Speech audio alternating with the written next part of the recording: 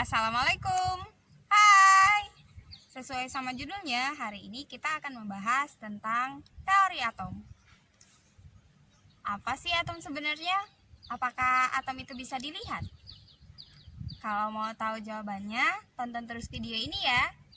Tapi sebelum ke videonya, jangan lupa subscribe dulu channel ini supaya aku lebih semangat untuk bikin video baru.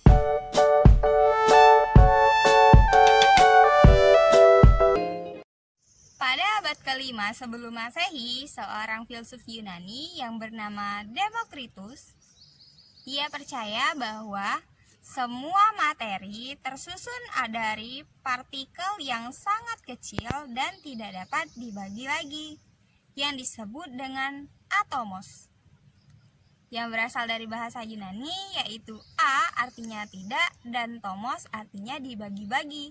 Jadi atomos adalah yang tidak bisa dibagi-bagi.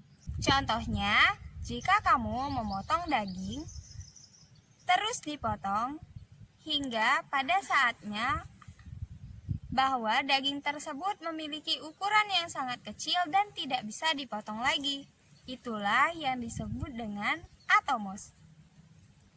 Namun, perkataan dari Demokritus ini tidak memiliki bukti yang cukup kuat, yaitu tidak melalui eksperimen-eksperimen tertentu, sehingga perkataan dari Demokritus ini tidak dipercaya oleh orang-orang. Selang waktu yang sangat lama, dilakukan lagi penelitian oleh Jabir Ibnu Hayyan. Jabir Ibnu Hayyan adalah seorang muslim yang ahli di bidang kimia, farmasi, fisika, filosofi, dan astronomi. Kontribusi terbesar dari Jabir Ibnu Hayyan adalah dalam bidang kimia. Sehingga Jabir Ibnu Hayyan juga dikenal sebagai the father of chemistry. Nah, Jabir Ibnu Hayyan ini melakukan eksperimen mengembangkan proses filtrasi. Apa itu filtrasi? Filtrasi adalah proses pemisahan secara fisik antara larutan dan padatan dengan cara penyaringan. Proses filtrasi yang dilakukan oleh Jabir Ibnu Hayyan ini dilakukan dengan kompleks, mulai dari dididihkan, mengumpulkan uap, dan pendinginan. Didapatlah bahwa bahan awal kasar dapat dibagi menjadi beberapa substansi yang sangat murni. Murni artinya mereka tampak selalu konsisten, tidak seperti campuran kompleks yang sering ditemukan di alam. Contohnya, misal kita melakukan filtrasi terhadap buah, maka akan didapatkan hasil berupa substansi yang murni berupa air, alkohol, gula, dan lain sebagainya. Kemudian, eksperimen yang didapatkan oleh Jabir Ibnu Hayyan ini dilanjutkan oleh Anthony Lavoisier dan istrinya Mary Ann.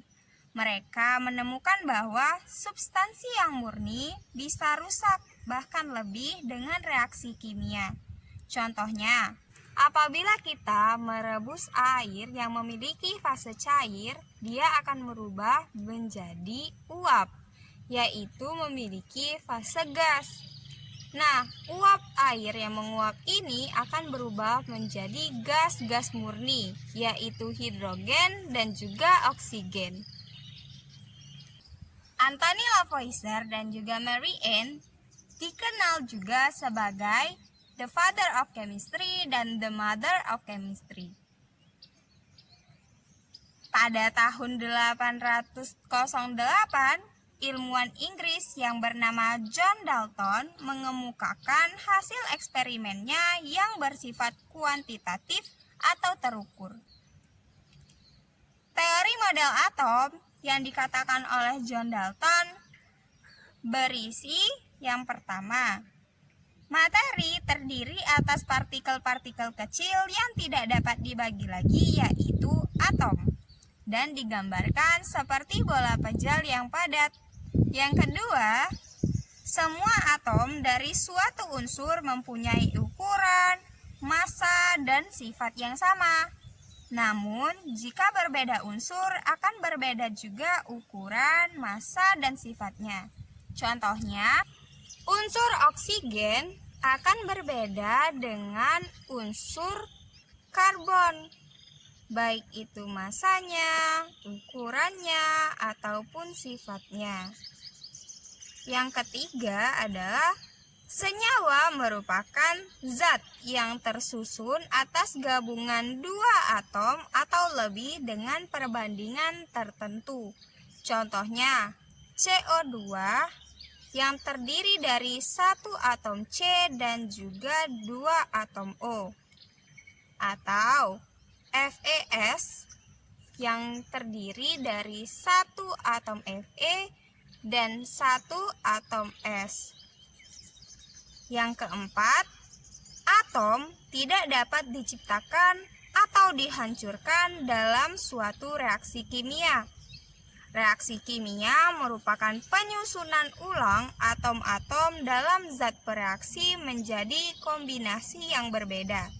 Contohnya, NaOH ditambah dengan HCl, maka akan menjadi NaCl plus H2O. Nah, NaCl plus H2O ini didapatkan dari penyusunan ulang atom-atom NaOH dan juga HCl. Teori atom tersebut didapatkan oleh John Dalton berdasarkan dua hukum, yang juga menjadi kelebihan dari teori atom model Dalton. Yang pertama, berdasarkan hukum kekekalan massa, yaitu lebih dikenal sebagai hukum Lavoisier, yang berbunyi massa zat sebelum sama dengan massa zat sesudah reaksi. Contohnya, C ditambah O akan menjadi CO2 yang kita setarakan menjadi C ditambah O2 menjadi CO2. Massa yang ada di kiri akan sama jumlahnya dengan massa yang ada di kanan. Itulah yang disebut dengan hukum kekekalan massa. Yang kedua, hukum perbandingan tetap atau lebih dikenal sebagai hukum Proust. Ia menyatakan bahwa perbandingan massa unsur-unsur yang menyusun suatu senyawa adalah tetap. Konsepnya, massa suatu senyawa adalah penjumlahan massa unsur-unsur penyusunnya. Contohnya, H2O yang memiliki perbandingan unsurnya 1/8. Jadi mau seberapa banyak jumlah H2O itu rumus molekul dari air ya. Jadi mau seberapa banyak airnya, perbandingan antara unsur H dan juga unsur O di dalam air tersebut jumlahnya akan 1/8. Jadi perbandingannya itu H berbanding dengan O berbanding H2O akan menjadi 1/8/9. Ini adalah ketetapan dari molekul H2O. Akan berbeda dengan molekul yang lain. Seperti itu. Nah, teori atom model Dalton ini juga memiliki kelemahan-kelemahan. Yang pertama, ternyata atom itu memiliki subatomik. Artinya,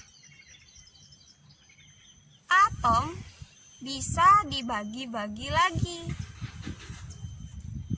Nah, yang kedua, tidak semua atom memiliki massa yang sama. Nah, kan tadi dia mengatakan bahwa semua atom di dalam suatu unsur itu memiliki massa yang sama kan? Nah, pada kenyataannya ditemukan bahwa atom tersebut, atom yang sama memiliki massa yang berbeda yang disebut dengan isotop.